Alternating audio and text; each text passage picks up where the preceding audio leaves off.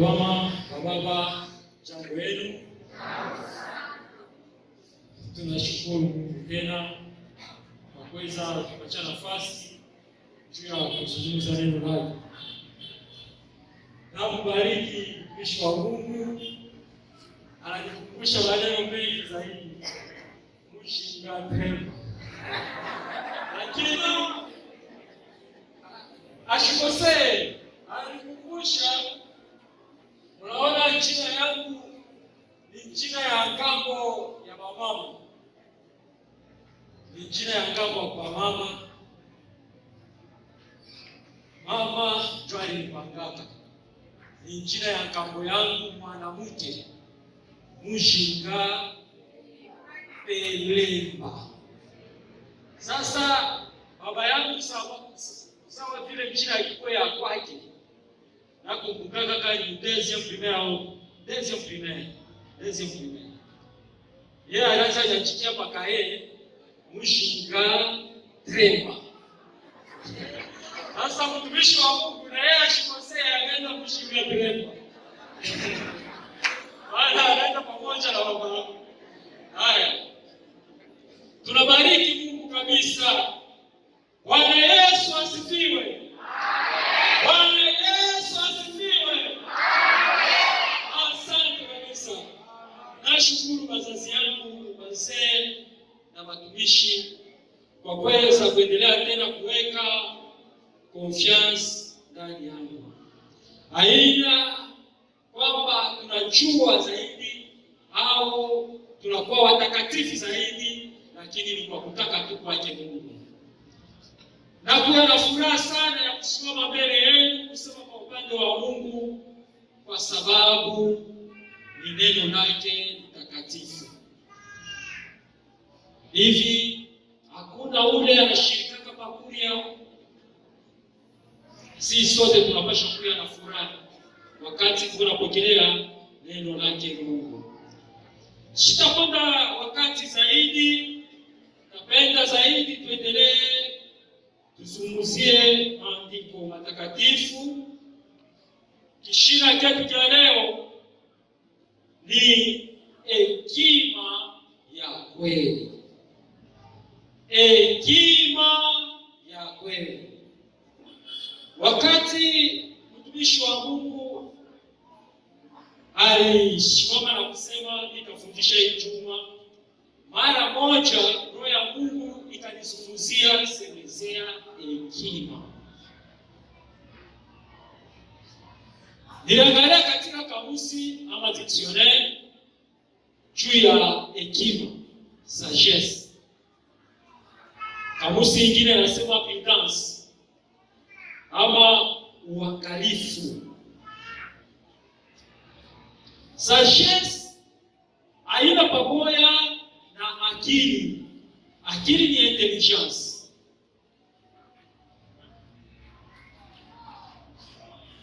Sagesse yofashi yake kuonekana ni Mungu, lakini akili fashi yake ni Mungu. Haleluya. Contraire ya hekima. Hekima contraire yake ni upumbavu. Upumbavu. Katika hili fundisho tutazungumzia vitu vitano. Sipenda kuichosha zaidi, lakini naenda kwa haraka. Kipande cha kwanza tutazungumzia juu ya katika Ukristo wetu tunapashwa kumwomba Mungu atupe roho ya hekima. Katika Ukristo wetu tunapaswa kumwomba Mungu atupatie roho ya hekima. Haina kitu chepesi. Huko mtu mwingine utamwona asema yuko na hekima, kumbe hana na hekima. Haina kuikala hivi. Asema njoo kuya na hekima. Utaona mtu mwingine sasa mtu yuko na hekima, lakini ukimchofea zaidi Unaona hekima ndani yake? Hamuna. Katika Ukristo wetu tumuombe Mungu atupatie hekima. Na kukumbuka wakati mmoja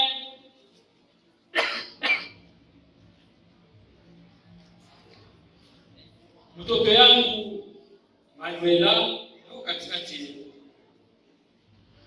mtezi ya primaire.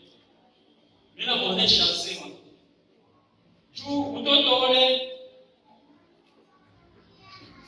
maana ile sala alikia mtezi ya primaire chekwa akende anarudia baada kufanya devoir ana na crayon tunatosha crayon tunampatia, anaenda anarudia ana nai tunatosha tunampa. Ilikuwa vile tunaanza kufuta sasa crayon kwa katikati tunampatia kipande, anaenda anarudia ana nai tunampatia tena, anaenda anarudia bila sawa. Wewe chia nini binjabu uko na kuiba macrayon na wewe waanze kuiba? Haleluya, amen. Mtoto anakuja kwenda anakuja na macrayon full msakoshi yake. Sasa hii yote inatoka wapi? Baba wewe sema na mimi nianze kuiba. Haleluya. Sasa hishi tuseme vipi? Hii macrayon wende kama mchini. Wewe waanze kuangalisha crayon yako ashaanze kuiba. Haleluya. Mara mingi tuko nakosea katika kuishi kwetu. Tunapenda kujifanya vile baya tuko naishi, vile baya kuchukua Kristo. Katika andiko walisomea, napenda kuisoma lakini taruka hapo kidogo mashairi mengine. Wafalme wa kwanza 3:5 kufika 14. Près des rois 3:5-14.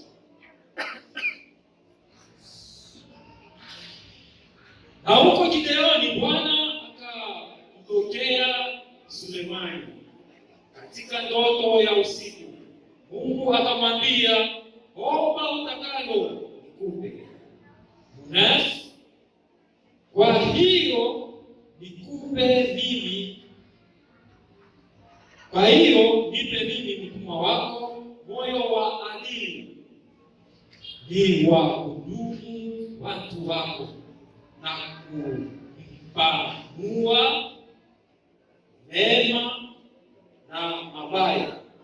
Maana ni nani awezaye kuwahudumu hawa watu wako walio wengi? Neno hili likawa njema machoni pa Bwana, ya kuwa Sulemani aliomba neno hili. Mungu akamwambia, kwa kuwa umeomba neno hili, wala ukujitakia maisha ya siku nyingi, wala ukutaka utajiri kwa nafsi yako, wala ukutaka roho za adui zako, bali umejitakia akili za kujua hukumu. Basi tazama, nimefanya kama ulivyosema. Tazama, nimekupa moyo wa hekima na wa akili, hata kabla yako hapatakuwa mtu kama wewe, wala baada yako hata inuka mtu kama wewe. Namalizia kuhusu Luka mashairi mengine.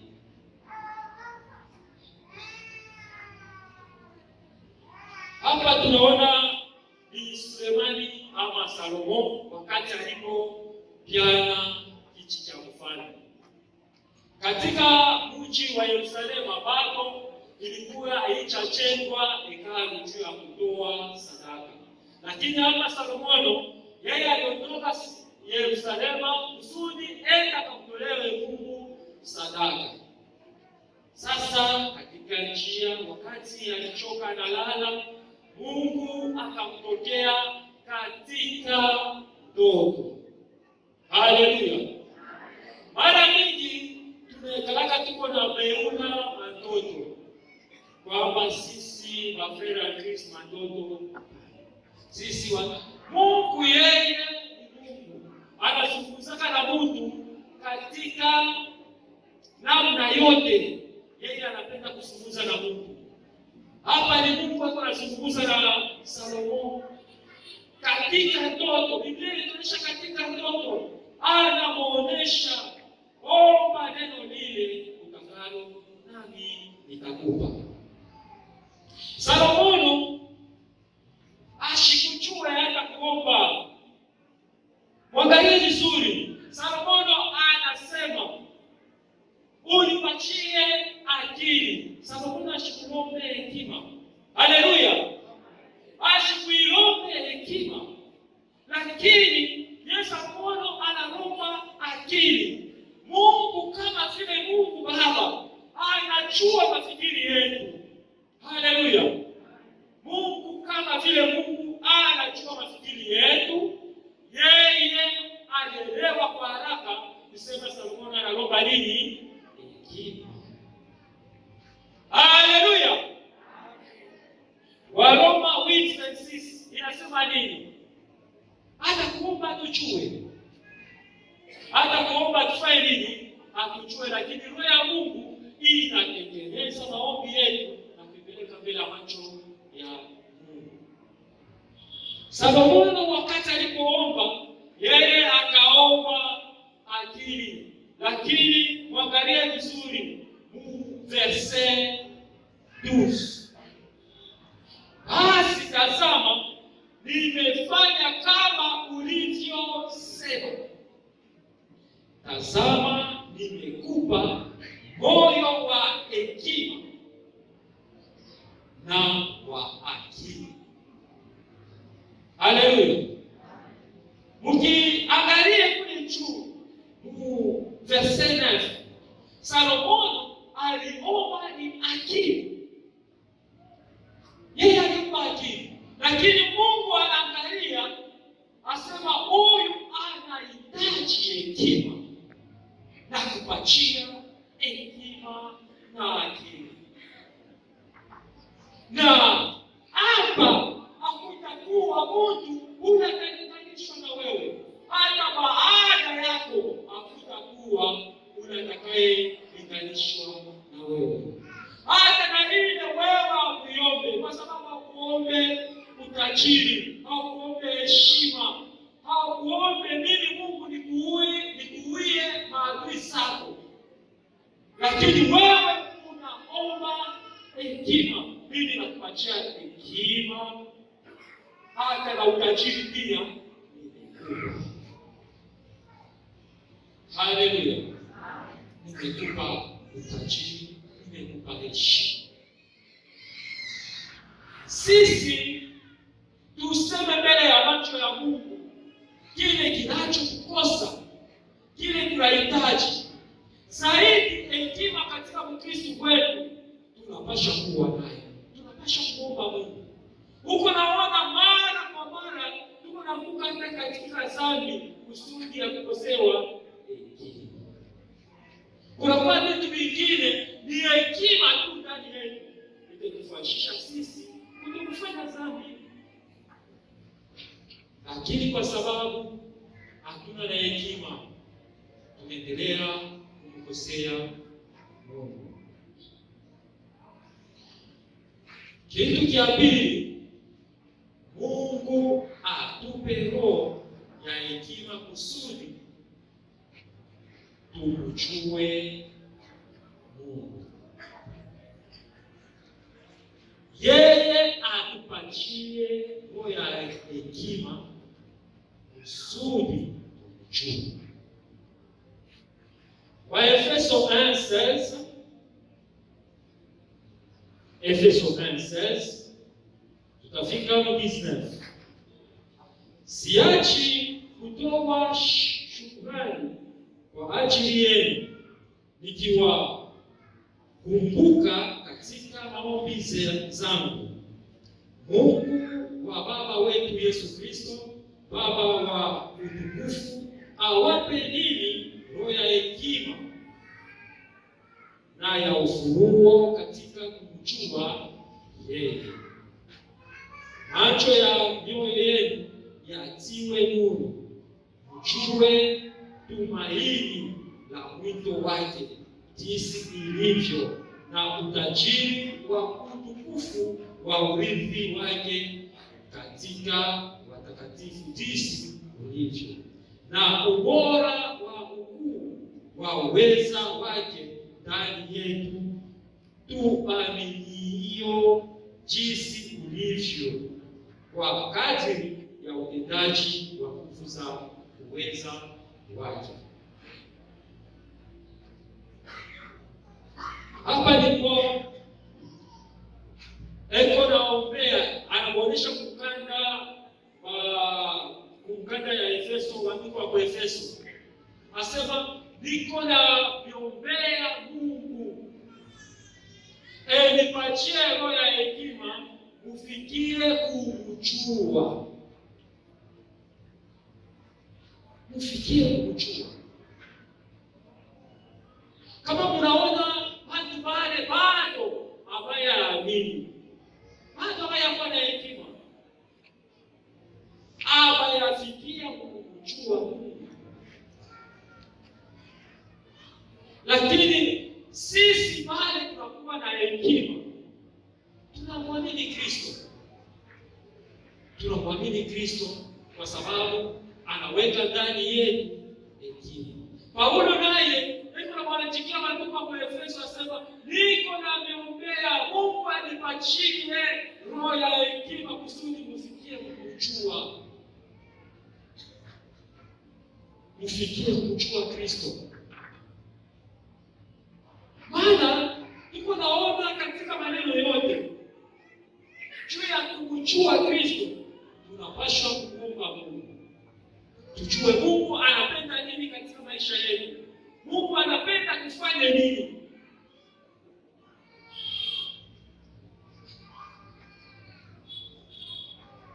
Tusifanane kama vile wandugu wa Korateni. Pale tunakuta katika Matendo ya Mitume 17:20-25. Paulo anaonyesha sema, mimi nakuja kwenu siwaletee vitu vile vya sasa, lakini nikiletea vitu vile nilikuwa nashikia. Wakati nilikuwa nikizunguka huku na kule, niliona katika madhabahu yenu mkiandika kwa Mungu asiyejulikana. Lakini mimi nakuja kwenu kuvionyesha Mungu ule aliyeumba mbingu na nchi. Madhabahu ni hii hapa. Kama tunakumbuka madhabahu yetu zamani, wakati ya mapasteri kwamba ilikuwa ya bulongo hivi. Hapa walikuwa manchika Yohana wa kwanza 10:10. Haleluya. Asema msipende dunia wala maneno yaliyo katika dunia. Chofu la albanisha manchika. Lakini madhabahu ya wale wandugu wakuateni, wao wakawa kurajika kwa Mungu asiyejulikana. Saa zingine na wewe katikati yetu uko na maabudu Mungu ule bado hauyamjua. Omba kwa Mungu akusaidie ufikie kumjua Mungu ule wa kweli. Omba hekima ya kweli mbele ya macho ya Mungu. Wakati kuna susi juu ya kumjua Mungu, atakupatia ile roho ya hekima ufikie kumjua. Kitu cha tatu, Mungu atupe roho ya hekima kusudi tujue upendo wake Kristo wetu. Haleluya. Wakati Kristo unafikia kumjua, Maana unakuwa na ile roho ya hekima ndani yake, hautawaza tena kupitia katika dhambi. Hata kama utakosa, utakuwa haraka kabisa kusudi upate fanya nini? Kumtiria Kristo. Upendo wa Kristo unakuwa kubwa sana katika kanisa lake. Upendo wa Kristo unakuwa kubwa kabisa katika waaminifu. Waefeso 14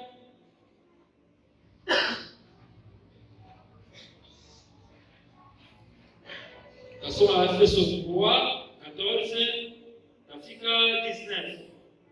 Kwa hiyo na pigia Mungu magoti, ambaye kwa ajili yake ubaba wote wa mbinguni na wa duniani unaitwa, awajalieni kwa kadiri ya utajiri wa utukufu wake kufanywa imara kwa nguvu kwa kazi ya Roho wake katika utu wa ndani.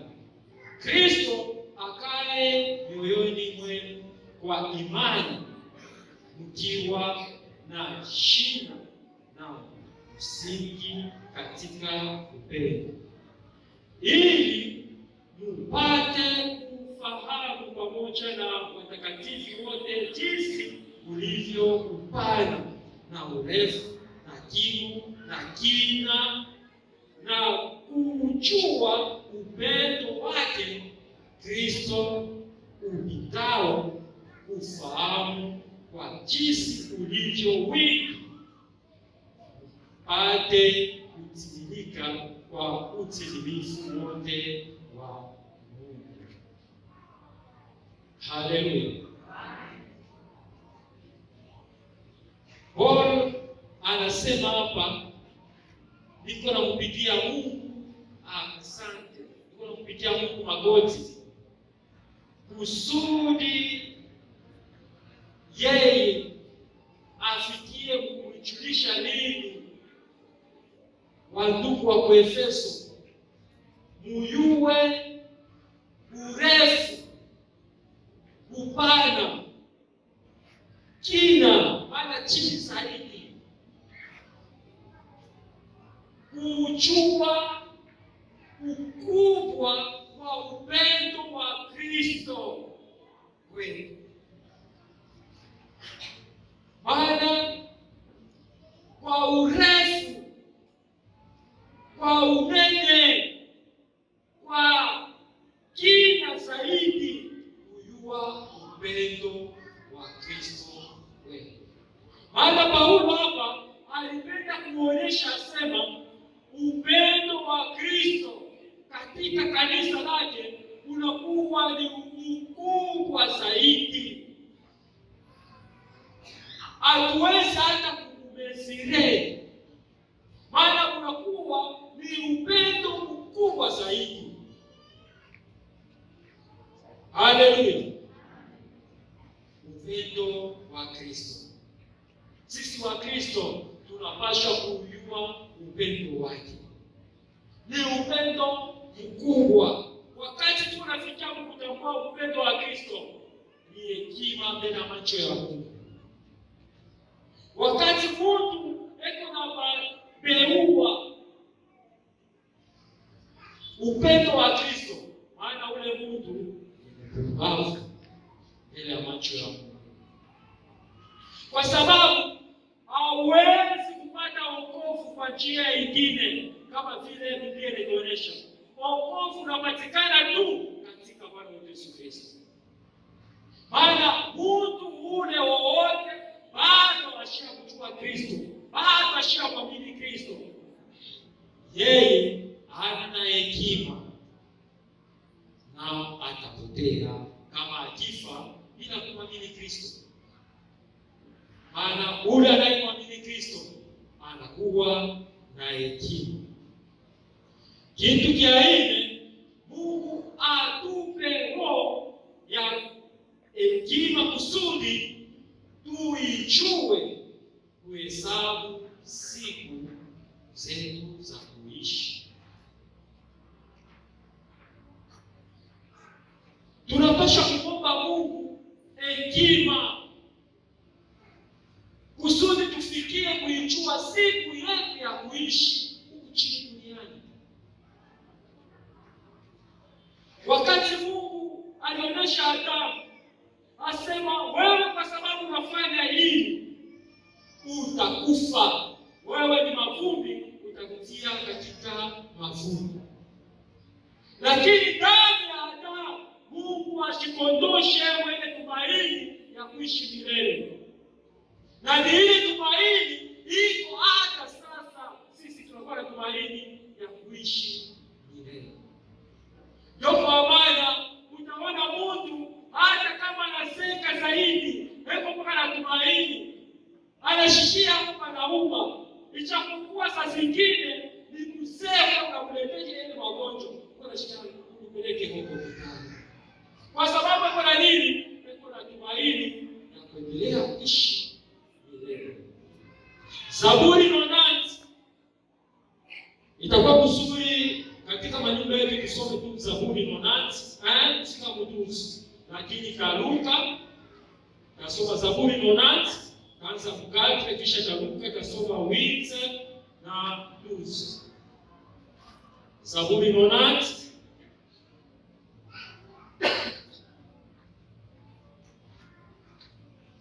verse 4 inasema hivi: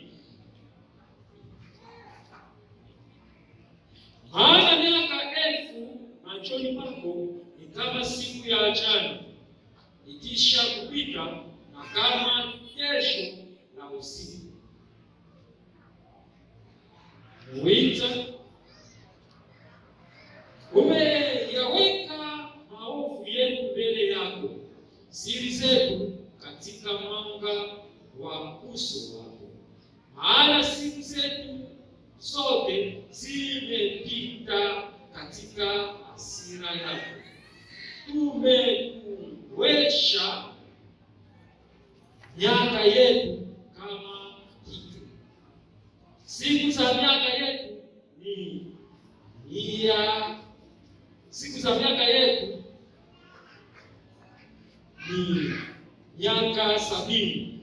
na ikiwa tuna nguvu miaka 30, na kiburi chake ni dhahabu na ubatili. Maana chapita upesi tukatokomea mara. Ni nani auchukuaye uweza wa hasira yako na ghadhabu yako kama ipasavyo kicho chako? Basi utujulishe kuzihesabu siku zetu, tujipatie moyo wa hekima. Haleluya! Hii ni maombi ya Musa. Hii ni Zaburi ya Musa. Zaburi hapa tunaona katika Zaburi Musa iko anamuonesha Mungu. Hapa iko anamuomba. Anamuonesha Mungu, asema miaka kwetu sisi wanadamu ni michache zaidi. Kwa sababu mbele yako wewe Mungu miaka elfu, miaka 2 iko kama vile siku moja inapita. Hata mbele ya uso wako sisi hatuweze kufichia ubaya wetu, hatuweze kufichika ubaya wetu, hatuwezi kukimbia mbele ya uso wako. Wewe unatujua Bwana Mungu. Siku 70 ndio inaonekana sisi wanadamu tunaishi kuchini duniani, na kama Mungu akijiweza zaidi tunafika usiku kama miaka 30. Sasa Bwana Mungu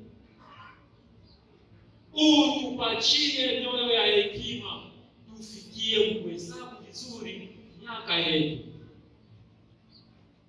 Maana miaka ya mwanadamu katika dunia, sisi tunashangilia wakati tuko na fete anniversary, lakini sisi tunapaswa kwanza kuchunguza miaka yetu ile tunamtumikia Mungu.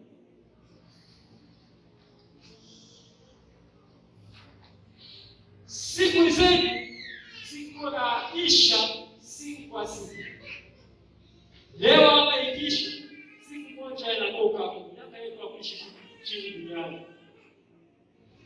Juma ikisha, juma inatoka, miaka yetu ya kuishi duniani. Mwezi ikisha, mwezi unaondoka, miaka yetu ya kuishi duniani. Mwaka ikisha, mwaka moja inatoka, miaka yetu ya kuishi duniani. Sasa wakati tuko na shangilia, tuko katika uhusiano ama katika marelasyon nzuri na Mungu wetu. Wakati tunashangilia anniversary yetu, tuko na kupendeza Mungu katika ile miaka iko inapita. Tuko naishi vizuri. Sisi tunabakia waaminifu mbele ya macho ya Mungu. Basi Mungu etupatie moyo wa hekima kusudi tufikie kuhesabia vizuri miaka yetu huku chini duniani. Mwangalie katika Luka 12:16 kufika 20. Hii ni mfano ya Bwana wetu Yesu Kristo. Luka 12:16-20. Bwana wetu Yesu Kristo analeta hii mfano, asema kulikuwa tajiri mmoja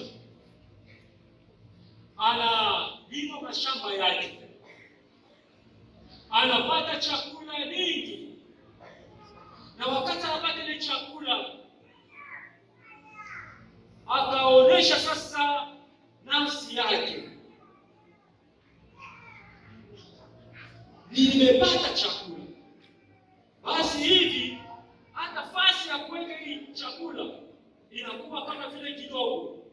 Nabomoa hii depo ama hii gala, nafasi ile ya kuwekea chakula, najenga kubwa zaidi, na kule kaweka mavuno yangu yote, na sasa taonesha nafsi yangu, tulia, pumzika, kula, kunywa, furahi, kwa sababu kuna chakula nyingi.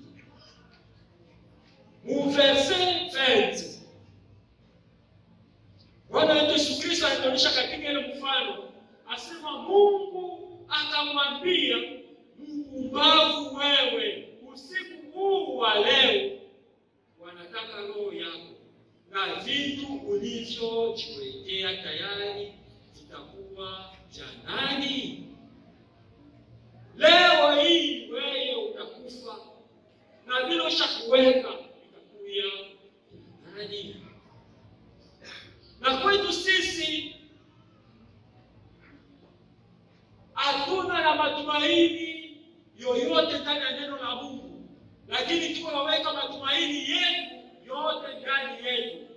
Uko nashika na kesho tafanya hivi, kesho tafanya hivi, kesho tafanya hivi, kesho tafanya hivi, lakini juu ya kazi ya Mungu ushakufanya nini? Mipango gani ile shababa katika maisha yako ili utamtumikia nayo Mungu kesho? Ni nini ile ushakuweka juu ya kufanya Mungu naye aonee Kristo wako? Ni nini ile unamtumikia nayo? Haleluya! Haleluya! Ni nini ile ushakutayarisha katika maisha yako juu ya kumpendeza Mungu? Methali 19:21 inasema, muna hila nyingi moyoni mwa mtu, lakini shauri la Bwana ndilo lililo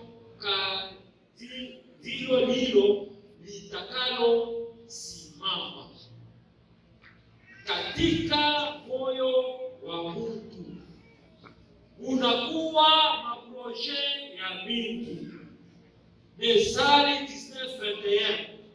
Katika roho ya mtu unakuwa maproje ya mingi, lakini ile itasimama shauri lake, maana ni mpango wa Mungu unaotimilika. Ijapokuwa sisi kama tuko naishi, lakini sisi tusiishi kama system ya dunia hii, lakini sisi tuishi katika system yake Mungu. Tujue asema ya kesho ya Mungu, ni ya leo. Kama wewe bado huyaamini, yako ni leo, ya kesho ni yake Mungu. Sasa zingine unaweza kutoka hapa kwenda barabara, haina chika kukongopesha yako inaishia kwa barabara. Sasa zingine usiku wa leo, kama vile katika ile mfano Bwana Yesu Kristo alinena, asema leo hii Mungu anahitaji roho yako. Sasa wewe utaonesha nini mbele ya macho ya Mungu kama ulikosea? Maana hata kutengeneza maisha yetu, marelasio yetu na Mungu ni leo, ya kesho ni yake Mungu. Basi Mungu wetu atupatie sisi mali yake, hekima ya kujua kuhesabu vizuri miaka yetu. Maana mimi tuko nakosea mbele ya macho ya Mungu, atujue kuhesabu. Tunakuwa na maproje mingi, hata ile maproje zingine Mungu anamu katika ile maproje. Tunaweka maproje ya mingi, lakini hatuweke maproje juu ya kazi ya Mungu. Tunafanya maproje makubwa zaidi, lakini mbele ya macho ya Mungu tuko naenda kupeleka saa zingine misemo. Haifiki hata mu-10 na maproje ile tunafanya. Mungu atupe roho ya hekima kusudi tuhesabu vizuri miaka yetu. Wakati kama ilikuwa katika mpango ya Mungu, wewe kuishi miaka 50, Mungu ukifete uko na 25, ukifete mwaka mwaka wajanga kangapi? Haleluya! Au kwa kuishi miaka 70 kama vile Musa alisema katika maombi yake. Wewe hapa leo kuna 50. Unafete mwaka ingine inakuwa 51. Miaka yako ya kuishi unamekia ngapi? Sasa kama na 69 uko na 69, unafete 70 yako. Miaka yako ya kuishi unamekia ngapi? Maana unaanza kuotesha sasa sekunde. Haleluya! Maana Mungu wetu atupatie hekima ya kuhesabu vizuri miaka yetu. Hata maanniversary yetu ni mzuri kuifete, lakini waangalie mahusiano yako na Mungu, ya kesho inaelekea ya Mungu. Kitu cha 5, hekima ya kweli ni kumjua Kristo. Hakuna hekima ingine ile sisi tutakayo itafuta. Wewe tu kama tunamjua Kristo, kile yeye anapenda ndani yetu naishi. Maana hekima ya kweli ni kumjua Kristo. Kutokumjua Kristo iko nafanisha sisi kuendelea kufanya dhambi, kwa sababu sisi tuko naishi katika mashauri vile mama alinishauri katika ndoa. Kwa mfano, saa zingine mama yako alikuonyeshana, unaona mie na baba yako anamuona hivi anasema, lakini pale alikuwa shene ashukua wakutuliza, alikuwa kwa hapa pale, mimi naona asema kweli kwangu utafanya nini, utaishi. Sasa kwa kusema tu ni mkubizalisha kwa baba yako ni utu jo tulizalisha baba yako. Haleluya. Sasa zingine na wewe pana huko ushapata kako ile mashauri na jo ile inatulizalisha baba yako, na jo ile inakuwa tumaini yako yote, na jo ile wewe sasa zingine naona jo hekima ya kweli. Haleluya. Haleluya. Lakini hekima ya kweli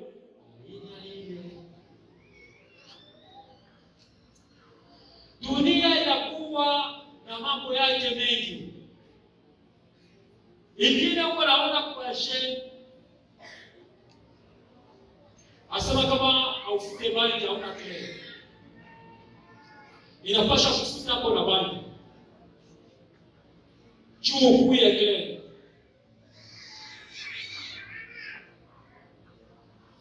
Ile wakati tunaanza kuimba mie uko bado kubale ni familia tuko naimba nao ashifitake tumbako hiyo yote na iko nafuta bali. Haleluya.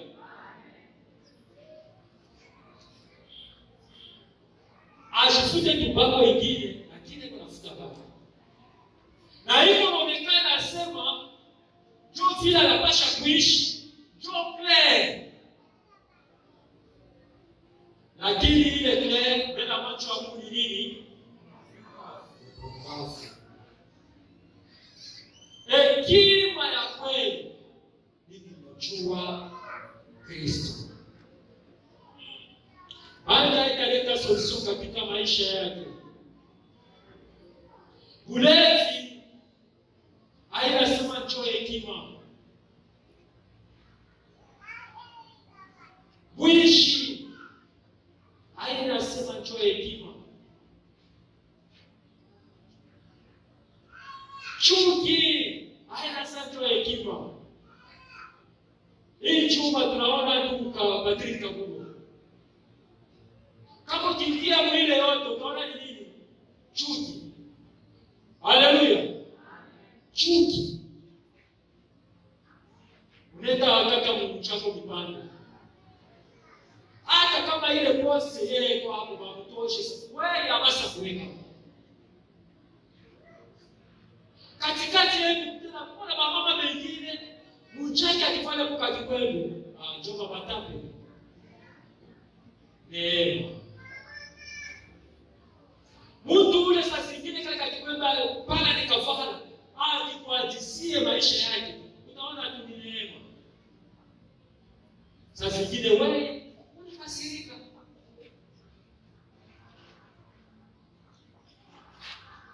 Mungu atupe roho ya hekima katika Kristo. Mezali nafsi kufika muduzi. Mezali 6:9 kufika muduzi. Heri wajinga, acheni ujinga, mukaishi, mukaende katika njia ya ufahamu. Kumcha Bwana ni mwanzo wa hekima, na kumjua mtakatifu ni ufahamu. Maana kwa msaada wangu siku zako zitazidishwa, na miaka ya maisha yako itaongezwa. Kama una hekima kwa nafsi yako, na kama una dharau utaichukua pekee yako.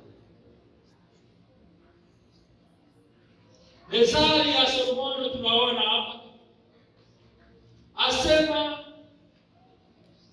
kuogopa Mungu ni mwanzo wa hekima. Kuogopa mubaya, kuogopa dhambi ni mwanzo wa hekima. Kumjua aliye mtakatifu. Aliye mtakatifu ni nani? Ni Mungu pekee yake. Kumjua aliye mtakatifu ni ufahamu, maana ni connaissance. Wakati unafikia kumjua yeye aliye mtakatifu, ni ufahamu kabisa. Unashindia hata wale wanaichika wanajua zaidi katika ulimwengu huu, kwa sababu wewe unamfahamu aliye mtakatifu. Waefeso 5:10 inasema hivi, Waefeso 5:10, mkihakiki ni nini impendezazo Bwana, mkihakikisha ni nini impendezayo Bwana. Haleluya. Waefeso 5:10. Wakati wewe unaishi katika maisha yako ya Kikristo, uko unahakikisha eti wakati unafanya hii iko na mpendeza Bwana. Wakati tuko naishi katika hii maisha niko nayo iko na mpendeza Bwana. Kama ukiona wakati unafanya ile tabia uko nayo, kama ni washerati, lakini dhamiri yako iko na kuonesha sema uko unamfurahisha Bwana, wewe endelea kufanya washerati. Kama unaanza kusaratika mara moja katika juma, fanya hata mara 100, lakini utajipata mwenyewe. Kwa sababu katika andiko hili tunasoma ya Methali 9:12 inasema nini? Kama una hekima kwa nafsi yako. Maana kama una hekima ni juu ya kusofea nafsi yako mwenyewe.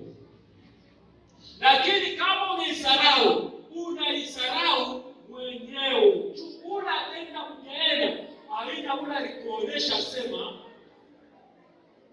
dhambi ile unafanya washerati wizi ni dhambi bila macho yako kujichafua. Maana ile itakushindikiza katika deni. Haina kosa yake, ni kosa lako. Lakini wakati wewe unakuwa na hekima ya kuangalia hiki ni dhambi, uko naifanyia kwa nafsi yako mwenyewe. Uko naokoa nafsi yako mwenyewe. Aufanye juu ya Kristo. Kristo chafanya kazi yake ishamalizika. Lakini wewe unafanya kwa ajili ya nafsi yako mwenyewe. Kama ukiangalia ulevi ni sana, umeshaka kasemo, fanya hata 10. Kama ni ulozi, wewe endelea tu. Usiache, endelea. Lakini hiyo unaifanya, utaipata mwenyewe juu ya nafsi yako mwenyewe. Petro wa kwanza 3:9. Petro wa kwanza 3:9. Inasema hivi. Petro wa kwanza 3:9 inasema hivi. Watu wasiolipa baya kwa baya au laumu kwa laumu, bali wenye kubariki, kwa sababu hayo ndiyo mlioitiwa ili murithi baraka.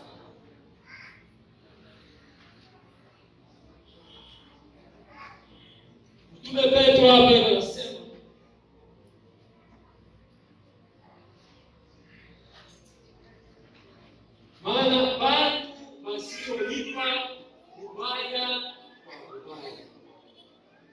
Nini tuko naona katika Wakristo? Hata mashauri gani kwa mama zaidi ndio analeta kwa watoto yao?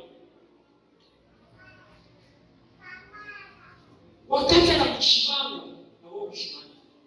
Akikuchambule na wewe uchambule. Alikupike na wewe upike.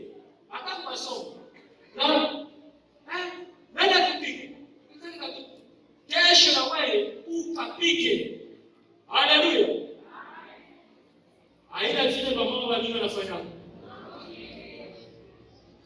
Sasa ile ni hekima na hekima. Haleluya.